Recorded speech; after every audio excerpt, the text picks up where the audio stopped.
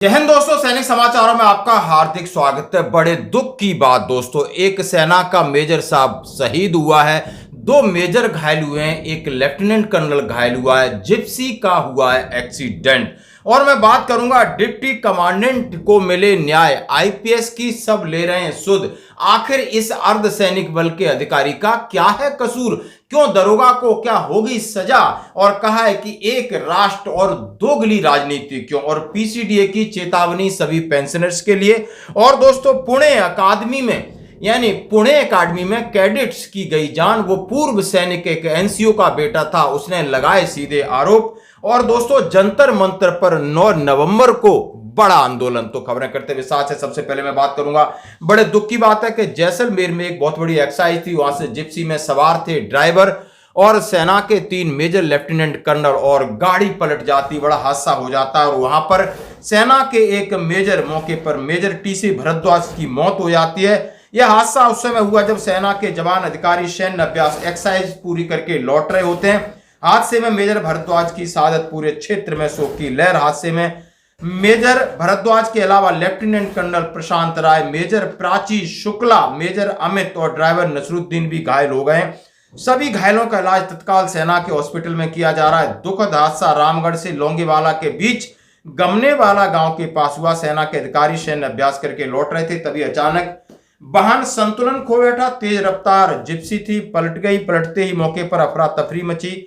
आसपास मौजूद सेना के जवान बिना समय गवाए तुरंत राहत किया और एम्बुलेंस बुलाई और रामगढ़ हॉस्पिटल में उन्हें पहुंचाया। डॉक्टरों ने जांच के बाद आंध्र प्रदेश के निवासी मेजर टीसी भरद्वाज 33 वर्ष को मृत घोषित कर दिया।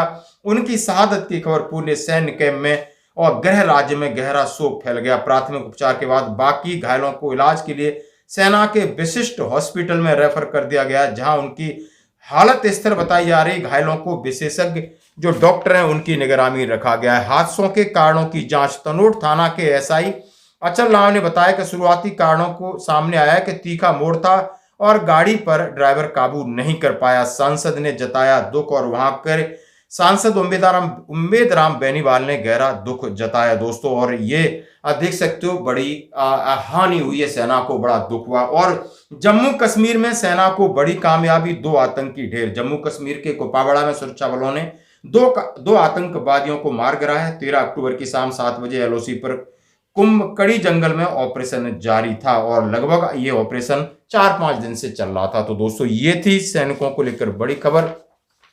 हम अपने चैनल की तरफ से उस मेजर टीसी भरद्वाज साहब को सैल्यूट करते हैं और उनके परिवार को दुख सहन करने की शक्ति दे। और जो भी घायल हैं, हमारा ड्राइवर नसरुद्दीन और सेना के लेफ्टिनेंट कर्नल मेजर एक प्राची शुक्ला हैं, और भगवान से प्रार्थना करते हैं जल्दी सकुशल लौटे, क्योंकि एक्सरसाइज खत्म होने के बाद सबको घर की जल्दी रहती है, खुशी रहती है, माहौल होता है कि कम से कम 1, 1.5, 2 महीने की एक्सरसाइज करके वो शायद अपने क्वार्टरों की तरफ जा रहे थे, कुछ सपने सोच रहे होंगे, लेकिन भगवान को कुछ और ही मंजूर था। अब मैं बढ़ते हैं दोस्तों, डिप्टी कमांडेंट, हाँ जी दोस्तों, डिप्टी कमांडेंट आयुष दीपक आईटीबीपी का एक अधिकारी है, अपनी जान गंवा देता है, आरोप सीधा दरोगा पे लगाता है, कोई बड़ा एक्शन नहीं हो रहा है। एफआईआर हुई है वहां पर पंजाब वाले, लेकिन वहीं पर आप देख सकते हो एक आईपीएस अफसर ने भी यही काम किया।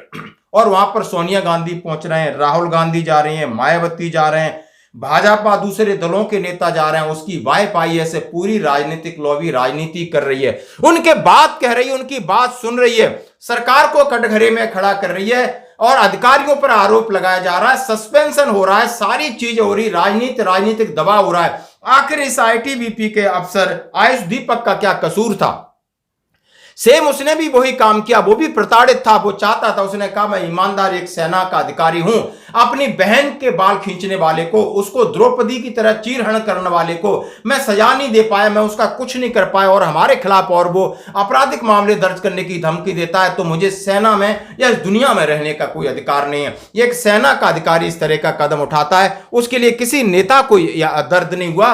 और एक आईपीएस के लॉबी वहां की राजनीति करनी है, और राजनीति करके एक दूसरे के ऊपर प्रहार करना है, सरकार के ऊपर। यहां राजनीति किसके ऊपर करेंगे? यहां राजनीतिक रोटी सेकने वाला चूल्हा नहीं है सेना, यहाँ तो श्रद्धांजलि दे दो, काम खत्म, इन्वेस्टिगेशन हो या न हो, कुछ भी हो, इन्हें कोई फर्क नहीं पड़ता। आप देख सकते हो, ये मैं आपके लिए स्पेशल कह रहा हूं कि ये राजनेताओं की सोच कितनी दोगली टाइप की है। मेरा शब्द बिल्कुल इसी तरीके का। अब मैं बात करूंगा दोस्तों हम सब के लिए पीसीडीए की चेतावनी। उन्होंने कहा है, पीसीडीए ने आखिरी चेतावनी जारी की है कि अक्टूबर का महीना खत्म हो रहा है, नवंबर का महीना बाकी है, 30 नवंबर आखिरी दिन होगा कि आपकी महीने की सुचारू रूप से चलने वाली पेंशन में कोई बाधा ना आए। इसलिए आप एक बार अपना लाइफ सर्टिफिकेट, जीवन प्रमाण पत्र किसी भी तरीके से सबमिट कराएं, चाहे डिजिटल है, मैनुअल है। और ये स्पर्श से सीधा मैसेज है। तो दोस्तों ये मैसेज एडवाइजरी में आप सबके लिए, तो जो दोस्तों जिनका कब ड्यू है वो एक बार देख लें, एक बार चेक कर लें, नहीं तो 30 नवंबर तक का टाइम है, आप करा सकते हैं। पहले किसी का ड्यू है तो आप पहले करा सकते हो, ये रिक्वेस्ट है।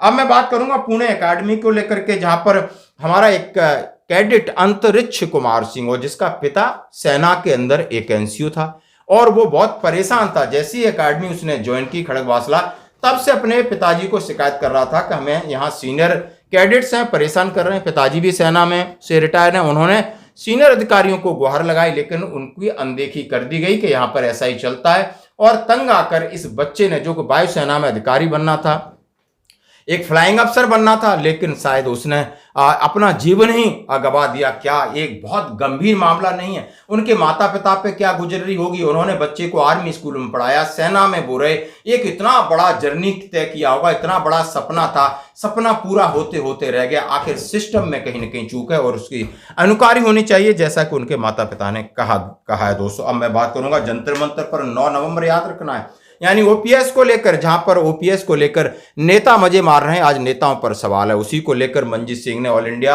ओल्ड पेंशन मिशन को पूरे देश में भ्रमण किया और 9 नवंबर का दिन रखा है कि 8वां वेतन आयोग और ओपीएस के ऊपर निर्णायक लड़ाई के लिए जंतर मंतर पर पहुंचे। तो दोस्तों आज की खबरों में इतना ही, बने रहिए हमारे साथ।